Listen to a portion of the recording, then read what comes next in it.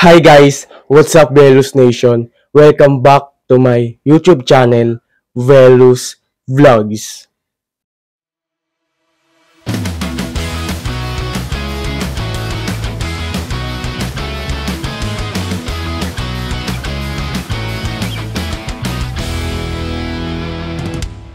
Hi guys, what's up mga ka-Velus Nation ko dyan? So, I'm back again. So, sorry sa mga ka-Velus Nation ko dyan kasi ngayon ulit Ngayon ulit ako makakapag-upload dito sa YouTube channel ko. So ngayon lang magkaka-vlog kasi yung mga nakaraan is puro basketball vlogs. Wala lang time mag-vlog sa sarili, puro basketball. Pero nandito na ulit ako. So bakit ako, share ko lang ha, bakit ako ngayon lang nag-vlog ng ganito. So may mga tayo, off-cam na hindi na pwede sabihin dito sa public. Pero, nandito na ulit ako. So, mag-vlog ulit tayo. So, ang content ko ngayon is Q&A, question and answer. So, ito sila guys. Dikita. So, galing tong NGL link.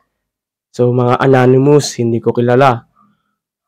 Yung mga nagbigay, pero ilan, kilala ko.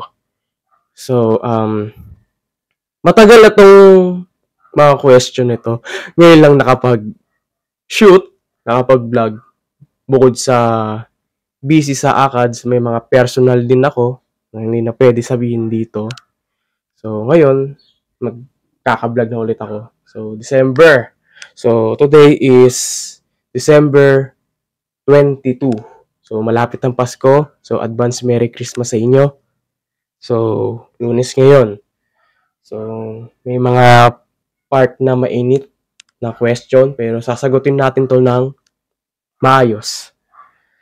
So, hindi ko na nga papatagalin to. So, ready na ba kayo? Kasi ako, ready na rin ako.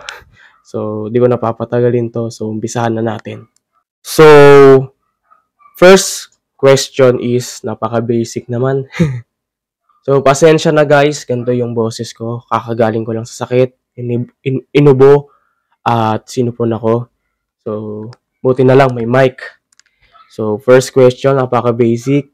Ilang taon ka na ulit? So, sasagutin ko to. 21, pinanganak ako ng September 29, 2004. So, ito lang yung sagot ko dito. Next question, why did you pursue psychology? Kasi kapag second year, mahirap na. Then, mapipressure ka na mag-shift sa ibang department. Wow. Wow. Okay, sasagutin natin to. Pinili ko ang psychology kasi interesado akong maintindihan kung paano mag-isip at kumilos ang tao. Hindi lang to course para sa akin. Parang salamin siya ng sarili ko at ng mga taong nakapaligid sa akin. Alam ko rin na pagdating ng second year, hindi sana nanakot. Pagdating ng second year, mahirap na umatras. Kaya, pinanindigan ko na. So, kasi kapag may bagay na gusto mong intindihin sa buhay, hindi ka dapat tumakbo. Dapat harapin mo. So, ito lang ang sagot ko dito sa question na to. So, next question. Do you miss the SGISC era? Parang alam ko to dati kong school, nung elementary. So, ano bang meaning nito? St. Jerome Integrated School of Cabuyao. Malapit lang to sa school, sa St. Vincent College of Cabuyao. Do you miss the SGISC era? Parang nagpi-50-50 yung sagot ko dito. Ang sagot ko dito, di ko alam. Kasi hindi naman ako nagtagal sa school na to. So, sorry sa nagbigay ng question na to. So, ang sagot ko dito is di ko alam. Ewan ko kung na-miss or what. So, di ko alam isasagot ko. So, yun lang. Next question. Masaya ka ba sa section mo ngayon? Wow, nice. Nice question.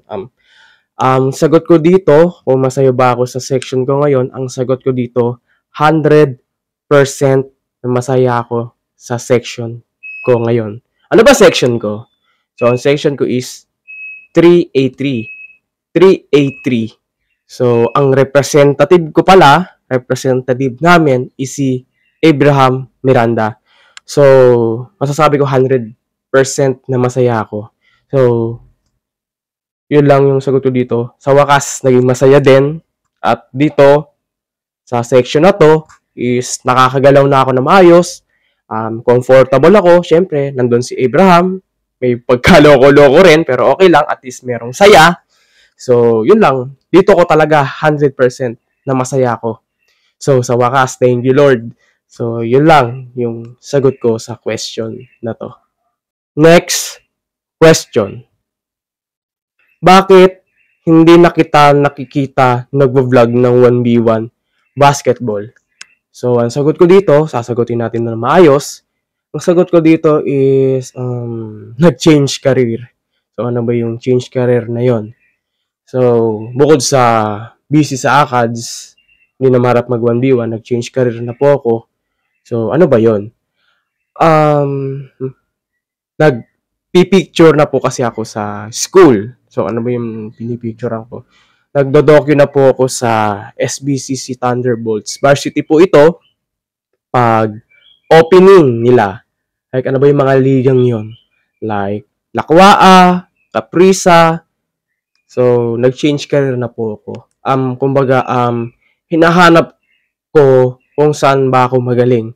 So, para sa akin lang para sa akin, parang dito ko nakikita yung galing ko, dito ata ako magaling sa pagpipicture, sa pagdodocu sa mga players.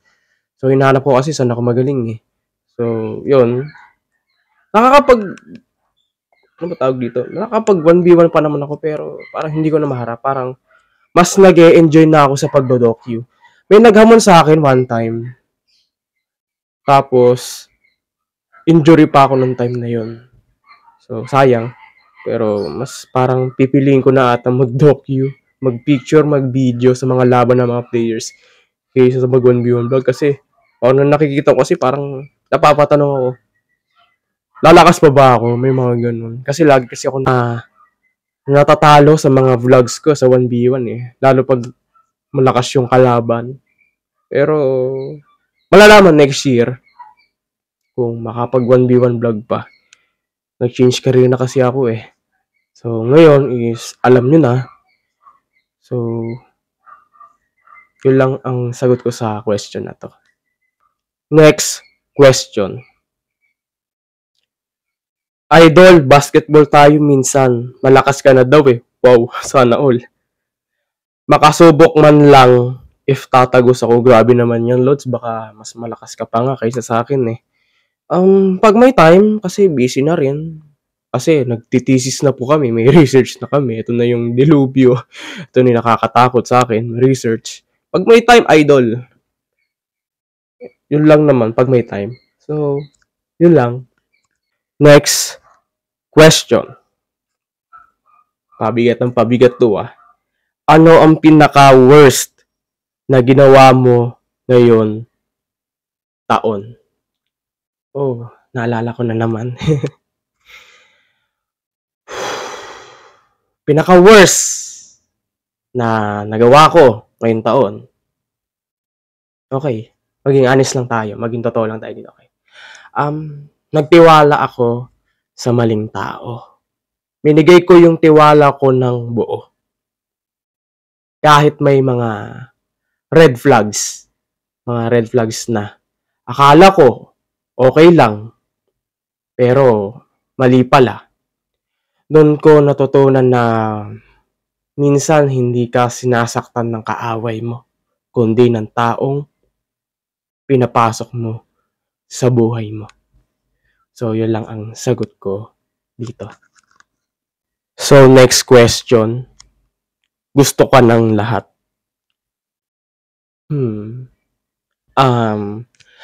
Ang sagot ko dito is hindi. at tanggap ko yun.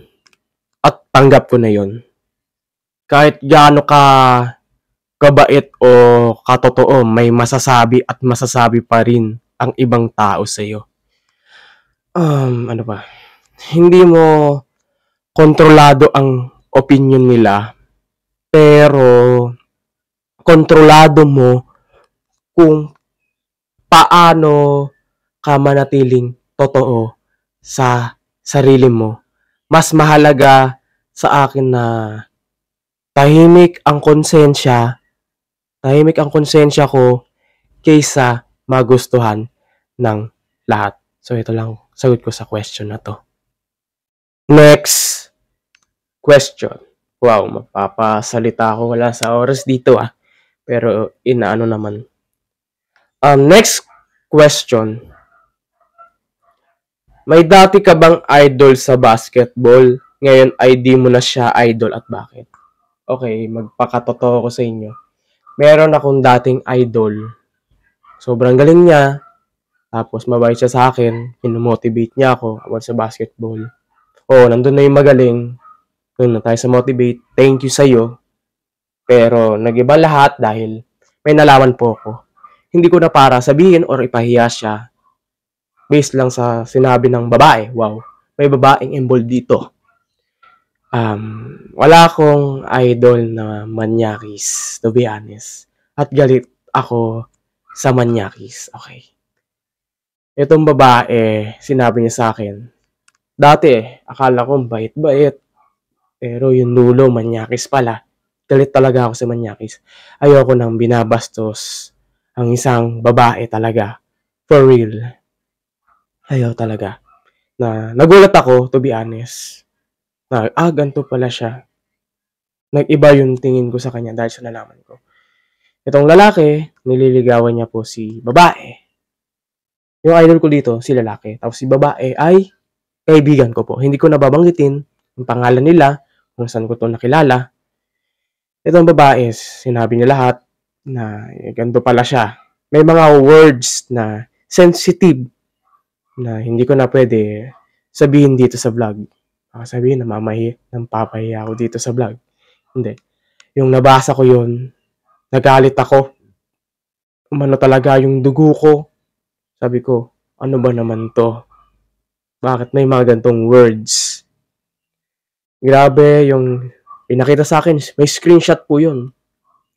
So, yung screenshot na yun is, nasa main account ko yun na, sabi ko na, disable. Nakakalungkot. Marami siyang sinend na, na screenshot, na ganun pala yung message. Nasa IG po yun, yung conversation po nila. Napaka-sensitive po. Hindi ko po ilalabas kasi nasa main account ko nga. Pinabasa ko yun. Sabi ko, ano ba naman to? Yun, nag-iba yung tingin ko sa kanya. From dating idol, ngayon hindi ko na idol. Kasi doon pa lang po is red flag na po. Nandiligaw pa lang red flag na. So yun, nakakadismaya talaga sa nalaman ko. Kaya hindi ko na siya masyadong kinakausap. Hindi naman kami friends sa Facebook.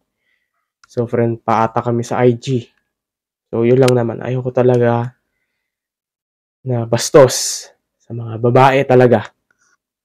Hindi ko na para pahabain to. Yun lang yung sagot ko dito. Napaka-sensitive po kasi.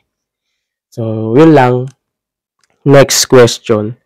Paano mo masasabi na healthy yung circle of friends mo? Yung tipong walang inggitan, walang plastikan, at sabay-sabay kayong umaangat.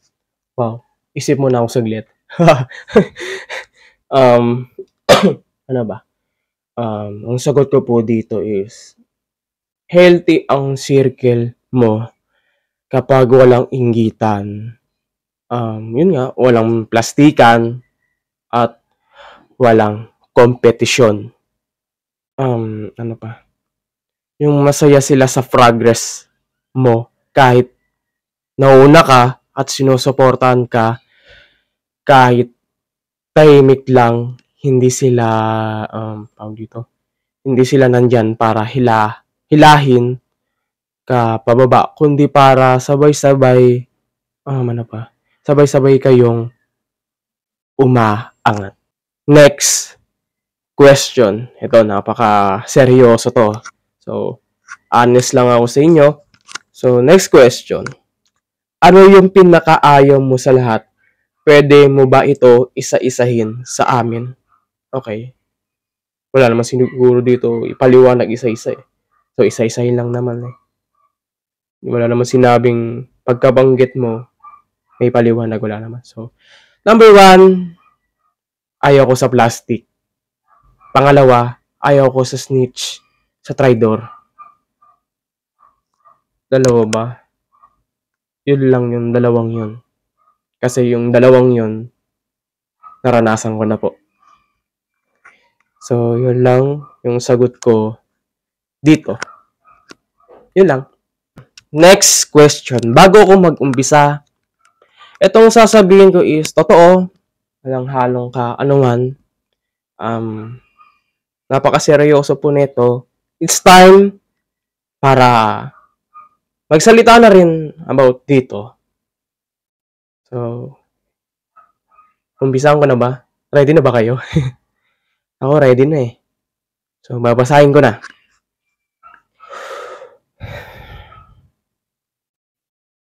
Ito yung question.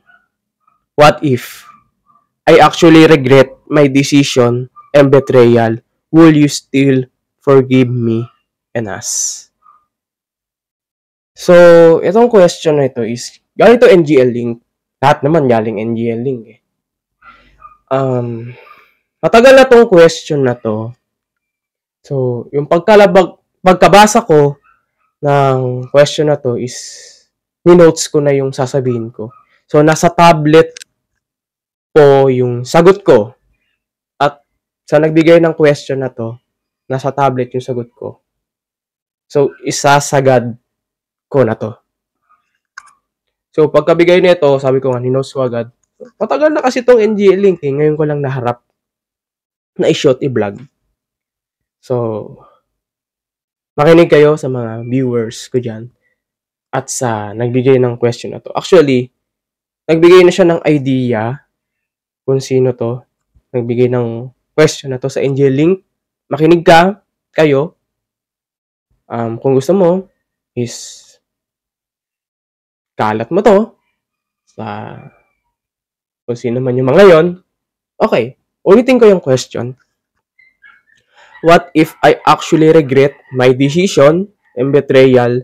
Will you still forgive me and us? Game. Una sa lahat, salamat sa tanong. Hindi dahil madali siyang itanong, kundi dahil mabigat siyang sagutin. Kaya sasagutin ko to ng totoo. Hindi para manakit, kundi para ilagay sa liwanag yung sakit na iniwan nyo. Kung tatanungin mo ako ngayon, kung napatawad ko na kayo, ang sagot ko ay 50-50. Hindi dahil galit pa rin ako. Hindi dahil gusto kong manumbat, kundi dahil may mga sugat na hindi humihilom kahit tahimik ka na. Hindi lang to simpleng issue na pwedeng sabihin na lumipas na o tapos na. Hindi lang to usapan sa GC na pwedeng scroll pataas at kalimutan na. May mga salitang binitawan nyo na hindi na mababawi. May mga kilos kayong ginawa na hindi na mabubura. At may epekto yun. Araw-araw, kahit hindi nyo na iniisip. May mga araw na nagigising ako na tahimik. Pero sa loob ko, maingay ang tanong,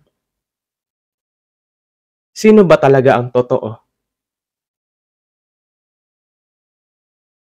May mga oras na kasama ko ang mga tao, pero may boses sa utak ko na nagsasabing, sigurado ka ba? Dumating ako sa punto na pati mga dati kong kaibigan, napapaisip ako kung totoo ba sila? Hindi dahil may ginawa sila, kundi dahil tinuruan ako ng ginawa nyo na magduda kahit ayaw ko. At masakit yun. Kasi hindi ganito ang taong gusto kong maging. Ayokong maging taong laging naka-armor. Ayokong maging taong laging nagbabantay. Ito, una, para sa plastic, kung sino man sa inyo, kung isa ba yan or apat kayo, makinig ka.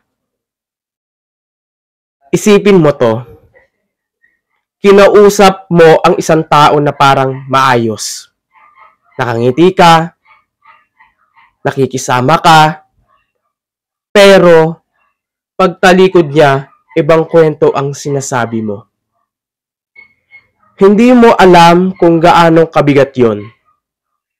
Kasi ang sinira mo, hindi lang samahan, sinira mo yung pakiramdam ng pagiging ligtas.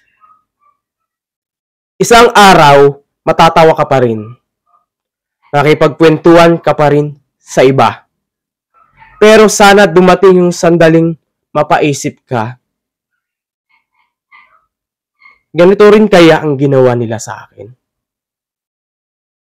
Doon mong mararamdaman kung gaano kasakit ang mabuhay na hindi sigurado kung sino ang totoo sa paligid mo. Pangalawa, para sa naging snitch, kung sino man sa inyong apat, makinig ka. Yung mga salitang ipinagkatiwala sa iyo, hindi yun basta kwento. May emosyon yun. May tiwala yun. Pero pinili mong ilabas. Pinili mong ipasa. Pinili mong gawing armas ang sinabi sa iyo ng bukas ang loob.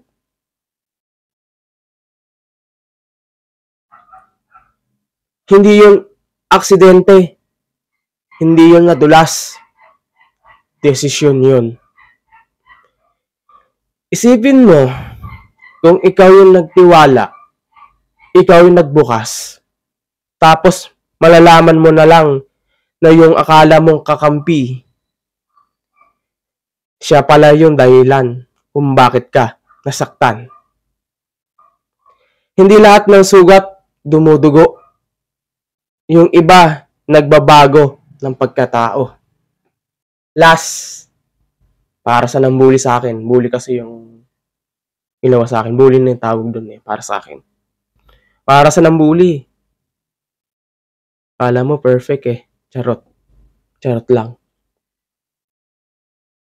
Para sa nambuli. Kung nakikinig ka man sa vlog ko ito.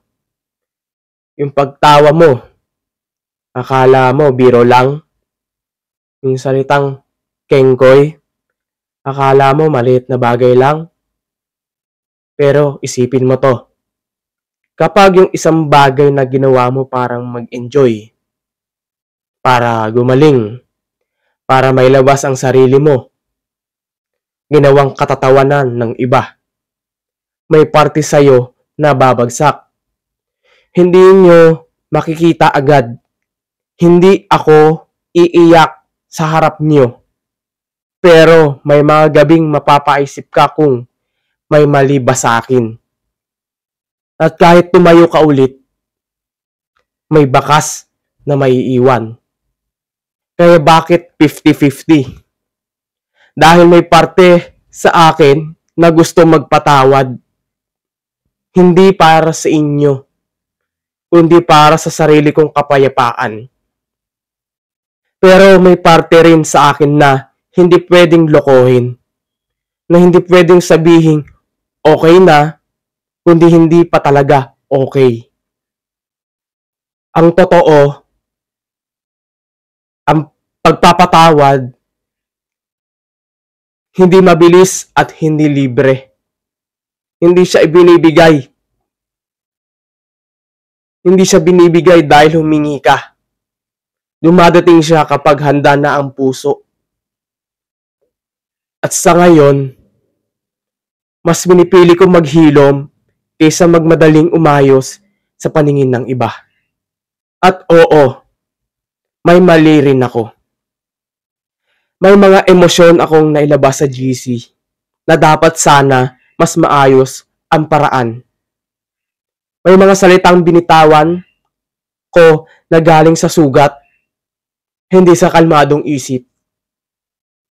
Hindi ako perpekto at humihingi rin ako ng paumanhin doon. Pero tandaan yung apat,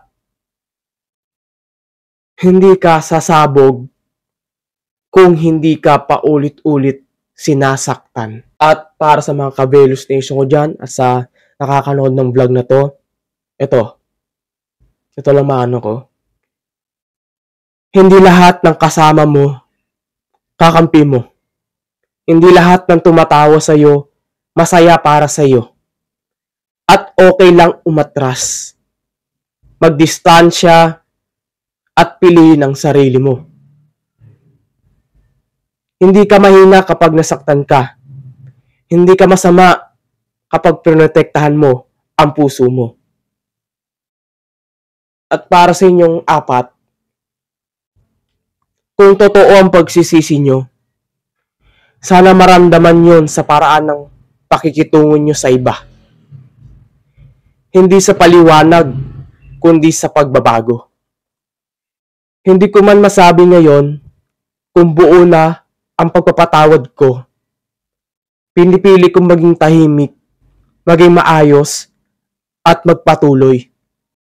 At kung dumating man ang araw na tuluyan na ako maging okay, hindi dahil nakalimot ako, kundi dahil natutunan kong huwag ulitin ang binigay niyong sakit sa iba. At bilang pagwakas, may iiwan ako. At ito yun. Ang tiwala kapag sinalanta at sinira, hindi na basta-basta bumabalik. Ang sugat na iniwan niyo sa akin, hindi ko itinatago sa sarili ko. Sana maging liwanag sa landas nyo, hindi daan sa pag-uulit ng mali. Next question. Anong unang pagbabago na napansin mo sa sarili mo matapos mong maranasan ang betrayal, lalo na sa mental health mo? Okay. Sabihin ko sa inyo, honest. Unang pagbabago. Nawalan ako ng gana sa lahat. Dati, sobrang saya ko sa pagbablog. Ngayon, parang may, alam niyo yun, kulang na hindi ko may paliwanag, para bang lahat nawalan ng kulay. From 100%, naging 0 ako. Doon ko na-realize na ang betrayal hindi lang sumasakit sa puso. Pinapatay niya rin yung sigla mo. Yun lang yung sagot ko dito sa question na to. Grabe, ang bigat ah. So, yun lang. Next question. Okay. Grabe. Malapit na tayo matapos. Next question. Bibigyan mo pa ba sila ng second chance pagkatapos ng betrayal na nangyari? Okay. My answer is, ilan sila? Isa, dalawa, tatlo, apat. Aminin ko sa inyo, sa mga Kabelus Nation, at aminin ko kung nanonood kayong apat, may hindi ako, ano tawag dito? May hindi na ako bibigyan ng second chance. Hindi na talaga. Sino yun? Yamang ni-name drop. Baka pag na-name drop ako, baka mag-on fire. Baka mag-iyakan pa yung mga yan eh. Kaya hindi na ako bibigyan ng second chance. Tatlo sila. At meron akong bibigyan ng second chance. At yun yung isa. Kung napanood niyo yung vlog ni Kong TV, yung second chance, sa ano niya? Ano ba yung vlog niya? Yung kay Aaron. Sabi, deserve ng second chance. Eto, sa nakikita ko, sa taong to, okay, magbigay na ako. Gender. Itong babae nito, para sa akin, deserve niya to ng second chance. Pero, nasasabi ko to, sa vlog, bibigyan ko ng second chance, pero yung second chance na yun, is hindi ko basta-basta hindi basta second chance lang. Meron pa rin po tayong process ng healing. So, dadating na lang ng panahon na nabigyan ko na siya ng second chance. Na hindi sa darating na lang ng panahon. Tamang panahon. So, tatlo, hindi ko na sila bibigyan ng second chance. Grabe yung ginawa nila. Itong babaeng to, deserve neto ng second chance. I-accept ko ba yun sa Facebook? I-accept ba kita kung hindi kita bibigyan ng second chance? Pero may process pa rin po tayo ng second chance. Healing. So, deserve niya ng second chance. So, yun lang ang masasabi ko sa question na to. So, yun lang. Next question ay last question na pala to. Last question, kung may nakasakit sa'yo sa nakaraan pero gusto mo mag-move on at maging better version ng sarili mo, ano ang gagawin mo? Isip ako. On the spot kasi. Ano bang gagawin ko? Isip mo na guys. Wait a minute. Seconds pala. Ito na. Ang sagot ko dito is, be kind to unkind people. Kahit nasaktan ka at paulit-ulit kang tinatamaan, pinipilit mo pa rin ang kabutihan. Hindi para sa kanila, kundi para sa sarili mo. Para hindi ka matali sa galit o sama ng loob. At para mag-grow ka bilang tao. Sa huli, ang tunay na lakas ay hindi sa pagbabalik ng sakit, kundi sa pagpapatawad at pagpili ng kapayapaan. So, ito lang yung question. Ito lang sagot ko sa last question na to. So, yun lang.